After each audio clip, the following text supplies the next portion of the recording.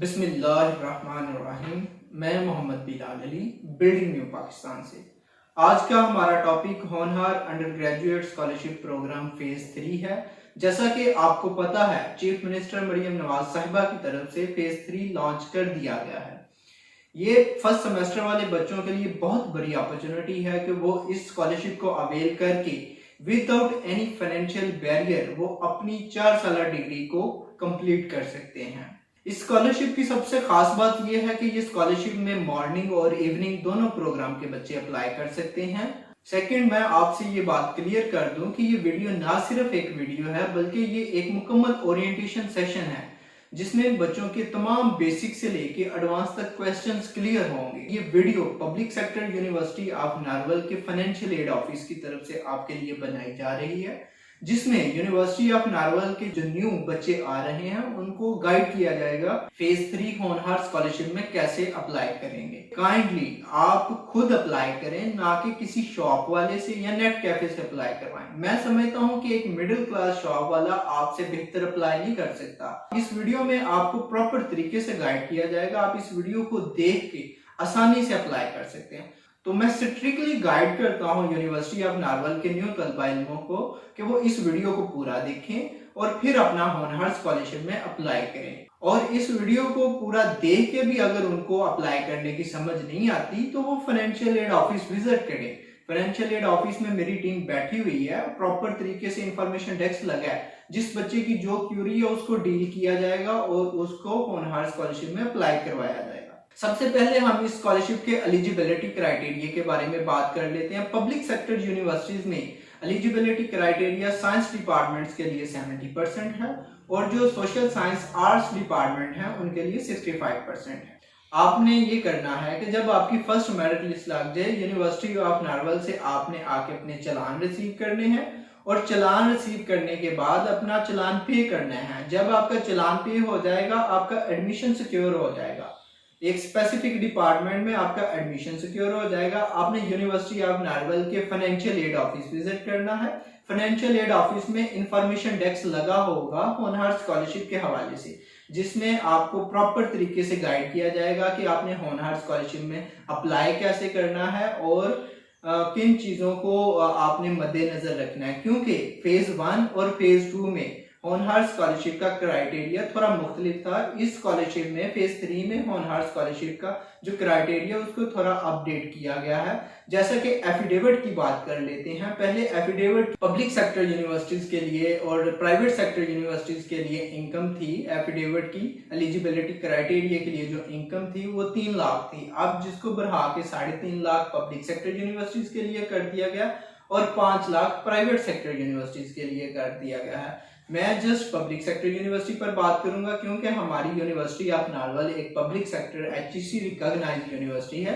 मैं इसमें एक और बात करना चाहता हूं, जैसा कि अभी फर्स्ट मेरिट लिस्ट लगनी है, फिर सेकंड भी लगेगी और फिर थर्ड मेरिट लिस्ट भी लगेगी।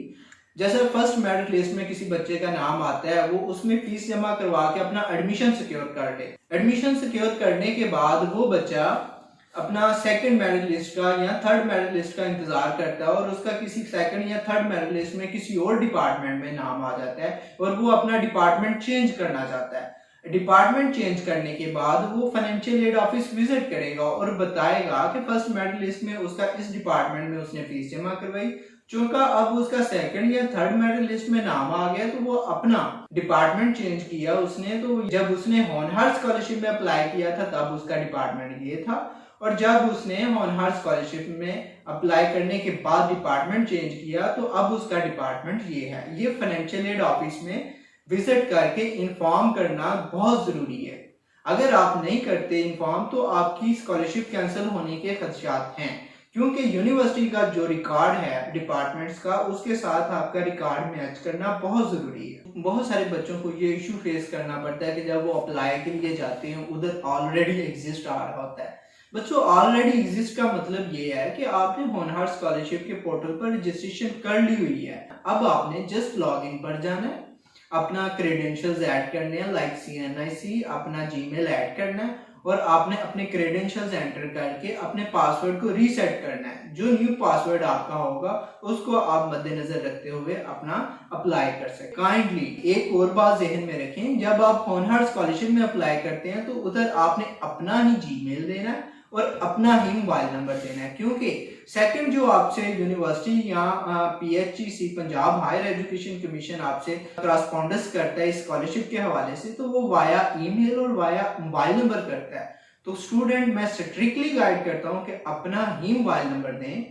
हम अब अपने कंप्यूटर या लैपटॉप की स्क्रीन की तरफ जाएंगे और हम देखेंगे कि होनहार स्कॉलरशिप में कैसे अप्लाई किया जाता है। मैं इसमें स्टेप बाय स्टेप आपको गाइड करूँगा। जी तो स्टूडेंट्स, मैं आपसे एक और बात क्लियर करना चाहता हूँ। आप इसको गौर से सुने और समझें। ये वीडियो सिर्फ एक सैम्पल वीडियो है इंफॉर्मेशन के लिए कि आप अपनी स्कॉलरशिप में कैसे अप्लाई कर सकते हैं। ये जस्ट एक सैम्पल वीडियो है इंफॉर्मेशन पर्पस के लिए। जैसा कि स्टूडेंट्स आप देख सकते हैं कि हम अपने लैपटॉप की स्क्रीन पर आ गए हैं। हम इधर होनहार गूगल पर सर्च करेंगे, होनहार स्कॉलरशिप 2025। ये होनहार की स्कॉलरशिप की वेबसाइट ओपन हो चुकी है।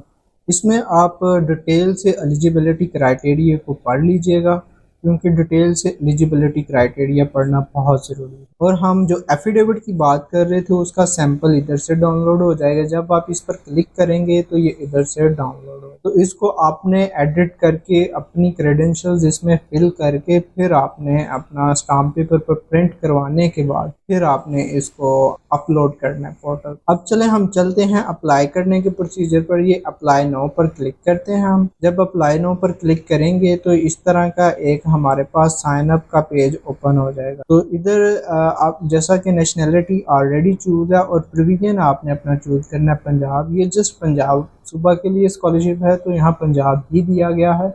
इसके बाद आपने यूनिवर्सिटीज़ पर सिलेक्ट करना है। यूनिवर्सिटी के बाद आपने यूनिवर्सिटी ऑफ नारवल पर सर्च करना है, NARO जब आप लिखेंगे तो ये यूनिवर्सिटी ऑफ नारवल आ जाएगा। सेकंड, आपने अपना शनाख्ती कार्ड नंबर लिखना है। शनाख्ती कार्ड नंबर लिखने के बाद आप अपना जीमेल लिखें। जी मैंने अपना जीमेल लिख लिया है। जब जीमेल लिख लेंगे, ये पासवर्ड पर क्लिक करेंगे तो ये आपको ऑटोमेटिकली बताएगा कि ये जो पासवर्ड मैं रख रहा हूँ क्या आपने ये रखना है या आपने कोई और पासवर्ड रखना है। अगर आपने कोई और पासवर्ड रखना है, चूज योर ओन पासवर्ड पर क्लिक करेंगे और इधर अपना पासवर्ड रखें। जब आप अपना पासवर्ड रख लें, इधर सबमिट पर क्लिक करेंगे। जब भी आप सबमिट पर क्लिक करते हैं तो इस तरह का एक न्यू डायलॉग बॉक्स ओपन होगा जिसमें ये आपको कहेगा योर यूज़र नेम ये है और एंड पासवर्ड ये है। ठीक है, ये मेरा एक यूज़र नेम है, इसको मैं कॉपी कर लेता हूँ और ये मेरा पासवर्ड जो मैंने रखा था बता रहा है। ठीक है, इसका आप स्क्रीनशॉट ले लें ताकि फर्दर नेक्स्ट टाइम भी आप यूज़ कर सकें। फिर हम इधर क्लिक हेयर पर क्लिक करेंगे। हमने जो अपना शनाख्ती कार्ड रखा था वो हम इधर एंटर करेंगे। उसके बाद जो हमने अपना पासवर्ड रखा था वो एंटर करेंगे और उसके बाद ये जो नीचे एंटर कैप्चा लिखा आ रहा है ये कैप्चा एंटर कर। जब हम अपना कैप्चा एंटर कर लेते हैं, साइन इन पर क्लिक करेंगे तो हमारा पोर्टल ओपन हो जाएगा। वेलकम टू ऑनलाइन पोर्टल लिखा आ जाएगा। इसमें भी एलिजिबिलिटी क्राइटेरिया के बारे में बताया गया है। आप इधर से एलिजिबिलिटी क्राइटेरिया पढ़ सकते हैं। ये जैसा कि आपको मैंने बताया था, पब्लिक सेक्टर यूनिवर्सिटीज़ के लिए जो क्राइटेरिया वो 70% है साइंस के लिए और 65% है आर्ट्स एंड सोशल साइंस। अब हमने एलिजिबिलिटी क्राइटेरिया को देख लिया, हम नेक्स्ट पर क्लिक करेंगे। सबसे पहले हम अपना नाम लिखेंगे। मैं एक बात आपको क्लियर कर दूं, जिसके साथ ये रेड कलर का स्टैटिक बना हो इसका मतलब है कि वो बॉक्स को फिल करना बहुत ज़रूरी है। जैसा कि हमारा फर्स्ट नेम और मिडिल नेम, अगर आपका फर्स्ट नेम फातिमा है और आपका लास्ट नेम है बीबी, फातिमा बीबी। इधर गार्डियन नेम पूछा है, गार्डियन नेम बताएंगे, जेंडर बताएंगे, अपना रीजन बताएंगे। नेक्स्ट अपना मोबाइल नंबर लिखेंगे। फादर का स्टेटस बताएंगे, अलाइव हैं कि डिसीव हैं। मदर का स्टेटस बताएंगे। यूनिवर्सिटी ऑलरेडी सिलेक्ट है आपकी। नेक्स्ट आपने डेट ऑफ एडमिशन बताएं। डेट ऑफ एडमिशन वो होगी जो आपने यूनिवर्सिटी से 30,000 का जो चालान लिया और उस पर जो डेट ऑफ चालान सबमिट आएगी, जो ड्यू डेट होगी उस चालान की, वो डेट ऑफ एडमिशन या जिस दिन आपने वो अपना चालान जमा करवाया 30,000 वाला।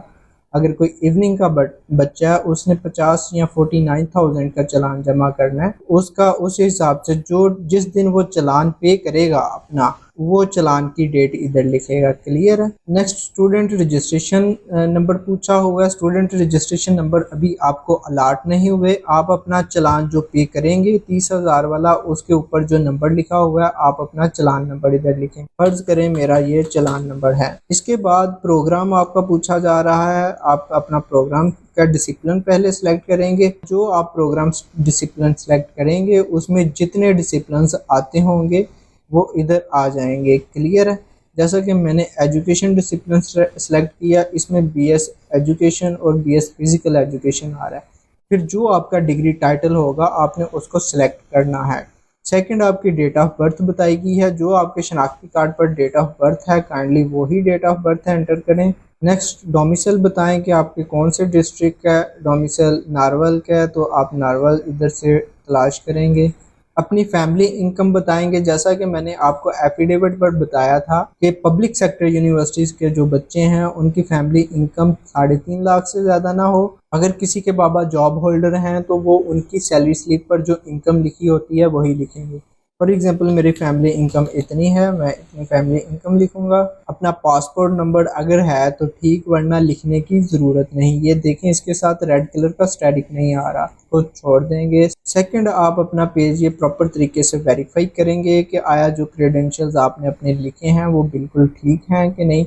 इसके बाद ये हमें इधर कह रहा है अपनी प्रोफाइल पिक चूज़ करें, अपलोड योर फोटो। इधर हमने जो फोटो अपलोड करनी है उसके केबीज 200 से ज़्यादा ना हो। जैसा कि आप इस इमेज के केबीज देख सकते हैं, नीचे लिखे हुए हैं 76.7 केबीज। ये इमेज इजीली अपलोड हो जाएगी जब मैं अपलोड पर क्लिक करूंगा। जैसा कि इमेज अपलोड सक्सेसफुली। अगर मैं कोई इमेज ऐसी ऐड करता हूँ जिसके केबीज ज़्यादा हैं तो वो इमेज अपलोड नहीं होगी, उसके नीचे इनवैलिड साइज आ जाएगा। अपने इमेज के केबीज को कम करने के लिए आप गूगल क्रोम पर कोई भी इमेज कंप्रेसर यूज कर सकते हैं, इमेज रेजोल्यूशन कम करने वाला टूल यूज कर सकते हैं। शॉर्ट हल ये है, आप अपने व्हाट्सएप से वो इमेज किसी दूसरे बंदे को विदाउट एचडी फिल्टर लगाए सेंड करते हैं तो वो उसकी केबीज ऑटोमेटिकली कम हो जाती है। जो सेंड की गई इमेज है उसके ऊपर 3 डॉट पर क्लिक करके उस इमेज को सेव करेंगे तो उसको देखिएगा उसके केबीज कम हो जाएंगे। जैसा कि मेरी इमेज के ऑलरेडी केबीज कम है, मैं इसको अपलोड करता हूँ। ये इमेज अपलोड सक्सेसफुल हो गया है। अब मैं इधर सेव एंड कंटिन्यू पर क्लिक करूंगा। अब मैं अपने एड्रेस पेज पर आ गया हूँ। इधर मैं अपना जो मेरा करंट एड्रेस है वो लिखूंगा। मेलिंग एड्रेस का मतलब है जिधर अभी आप रह रहे हैं, और परमानेंट एड्रेस का मतलब है जो आपके शनाख्ती कार्ड पर आपका परमानेंट एड्रेस लिखा हुआ है। अगर आप कहीं रेंट पर आए हुए हैं और परमानेंट एड्रेस आपका कोई और है और अभी जहां रह रहे हैं वो एड्रेस और है तो वो मेलिंग एड्रेस में आएगा जहां आप रह रहे हैं, जहां आपकी डाक आएगी। और जो परमानेंट एड्रेस है वो आपके शनाख्ती कार्ड वाला आएगा। मेरे ये दोनों एड्रेस सेम है। मैं इधर चेक पर क्लिक करूंगा तो ऑटोमेटिकली मेरा ऊपर वाला एड्रेस इधर लिखा आ जाएगा। नेक्स्ट मैं सेव एंड कंटिन्यू पर क्लिक करूंगा और ये मेरा सेकंड पेज जहां मेरे एजुकेशन के डॉक्यूमेंट्स मेरे से पूछे जाएंगे। इधर प्रोग्राम टाइटल पूछ रहा है कि आपका प्रोग्राम टाइटल क्या है। मेरा मैट्रिक है, मैं मैट्रिक लिखूंगा। नेक्स्ट इंस्टीट्यूट नेम बताएंगे कि इंस्टीट्यूट नेम क्या है। इधर आप अपना बोर्ड नेम भी बता सकते हैं, 22 गुजरांवाला। नेक्स्ट आपका डिसिप्लिन है, डिसिप्लिन सेलेक्ट करेंगे। ऑब्टेन मार्क्स आपके कितने हैं और टोटल मार्क्स आपके कितने हैं ये लिखेंगे। सेकंड वो इंटरमीडिएट का पूछ रहा है, इंटरमीडिएट का प्रोग्राम बताएंगे। इसके बाद हम अपना बोर्ड बताएंगे, 22 लाहौर है। नेक्स्ट हम अपना डिसिप्लिन बताएंगे। इसके बाद ऑब्टेन मार्क्स बताएंगे। इसके बाद टोटल मार्क्स बताएंगे।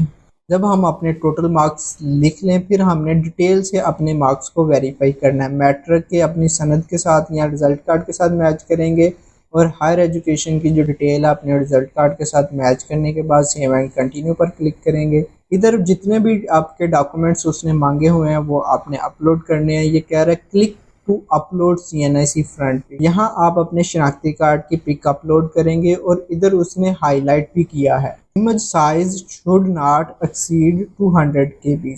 आपका इमेज का साइज 200 KB से ज़्यादा नहीं होना चाहिए। चूज़ फाइल पर क्लिक करें, इधर से अपना शनाख्ती कार्ड चूज़ करें, फ्रंट साइज, इसको अपलोड करें। ये इमेज अपलोड सक्सेसफुली आ जाए तो समझें आपकी इमेज अपलोड हो गई है।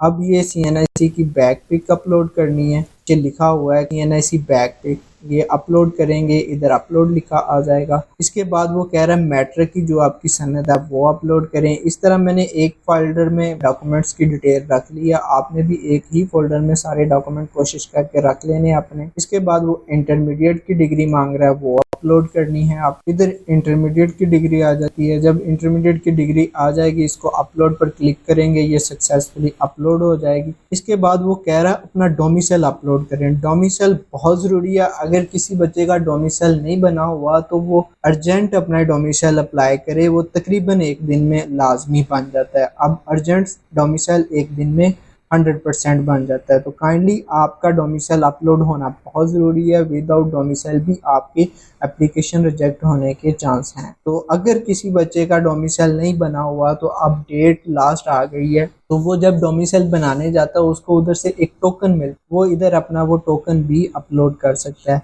लेकिन डोमिसाइल आपका अपलोड होना बहुत ज़रूरी। जब हम हार्ड फॉर्म में डॉक्यूमेंट मंगवाएंगे, अगर किसी बच्चे का डोमिसाइल वगैरह मिस होगा तो उसकी एप्लीकेशन रिजेक्ट हो जाए। इधर आपने अपना एफिडेविट अपलोड करना है। जैसा कि मैंने आपको एफिडेविट का बताया था कि इधर एलिजिबिलिटी क्राइटेरिया से भी आप अपना एफिडेविट आसानी से डाउनलोड कर सकते हैं और उसको अपलोड कर सकते हैं। आपने इधर से अपना एलिजिबिलिटी क्राइटेरिया, यहाँ पोर्टल के बाहर से वेबसाइट के एलिजिबिलिटी क्राइटेरिया से एफिडेविट का सैंपल डाउनलोड करना है, उसको प्रॉपर तरीके से एडिट करके स्टाम्प वेंडर की शॉप पर जाके स्टाम्प 100 वाले स्टाम्प पर प्रिंट करवाना है। जैसा कि ये एक इमेज पर स्टाम्प पर प्रिंट हुआ है, आप इसको देख सकते हैं। इस तरह आपने इसको अपने स्टाम्प पर प्रिंट करवाना है 100 वाले स्टाम्प पेपर पर। उसके बाद इस स्टाम्प पेपर को स्कैन करके एफिडेविट की जगह अपलोड करना है। जैसा कि मैं अपना एफिडेविट सेलेक्ट कर लिया, अब क्लिक टू अपलोड एफिडेविट करूंगा तो इमेज अपलोड सक्सेसफुली। मैंने अपने सारे डॉक्यूमेंट्स के साइज को 200 KB से कम कर लिया था इमेज कंप्रेसर यूज़ करके। आप भी इमेज कंप्रेसर यूज़ करके इजीली कर सकते हैं। इसके बाद सेव एंड कंटिन्यू करेंगे और इधर आपसे वो कहेगा कि आप अपनी एप्लीकेशन को प्रॉपर तरीके से रिव्यू कर लें और फिर आप सबमिट करें। ये रिव्यू के पेज पर आप क्लिक करेंगे तो आपका इस तरह का एक फॉर्म डाउनलोड हो जाएगा। आप इससे अपनी एप्लीकेशन को प्रॉपर तरीके से वेरीफाई करेंगे। जब आप अपनी एप्लीकेशन रिव्यू कर लें फिर आपने इसको सबमिट करना है। रिव्यू करने में अगर कोई मिस्टेक है तो इसको एडिट करना है। पर्सनल डिटेल में मिस्टेक है उसको एडिट कर लें। एजुकेशन डिटेल में अगर कोई मिस्टेक है तो उसको एडिट कर लें। जब आप इसको सबमिट कर देंगे तो आपका एप्लीकेशन होनहार स्कॉलरशिप के लिए सबमिट हो जाएगा। जैसा कि मैं इमेज कंप्रेसर की बात कर रहा हूँ, आप गूगल पर इमेज कंप्रेसर सर्च करेंगे। जब आप इमेज कंप्रेसर सर्च करेंगे इधर बहुत सारी वेबसाइट आ जाती हैं। किसी भी एक वेबसाइट को यूज़ करके आप अपनी इमेज को कंप्रेस करके उसके साइज़ को 200 KB से कम कर सकते हैं। आई होप आपको इस वीडियो में सारी चीज़ें समझ आ गई होंगी कि कैसे आपने अप्लाई करना है। अगर कोई बात आपको समझ नहीं आई, यूनिवर्सिटी ऑफ नारवल में फाइनेंशियल एड ऑफिस विज़िट करें और अपना जो भी होनहार स्कॉलरशिप के हवाले से मसला मसाइल है उसको ऑफिस में डिस्कस करके उसका हल तलाश करें। मैं अगेन स्ट्रिक्टली कहता हूँ किसी भी शॉप वाले से अप्लाई ना करवाएं, ना ही किसी सीनियर की बात माने। फाइनेंशियल एड ऑफिस की इंस्ट्रक्शन फॉलो करें क्योंकि आपका जितना भी प्रोसेस है वो फाइनेंशियल एड ऑफिस देख रहा होता है। मैं नहीं चाहता कोई बच्चा गलत अप्लाई कर दे और एप्लीकेशन भी एडिट नहीं हो सकती और बाद में जब एक दफ़ा गलत अप्लाई हो जाता है तो वो आपकी एप्लीकेशन छोटी सी मिस्टेक से रिजेक्ट हो जाती है। मैं नहीं चाहता ये गोल्डन अपॉर्चुनिटी एक छोटी सी मिस्टेक की वजह से आप ज़ाया कर दें। बहुत शुक्रिया आपके टाइम का। Have a nice day.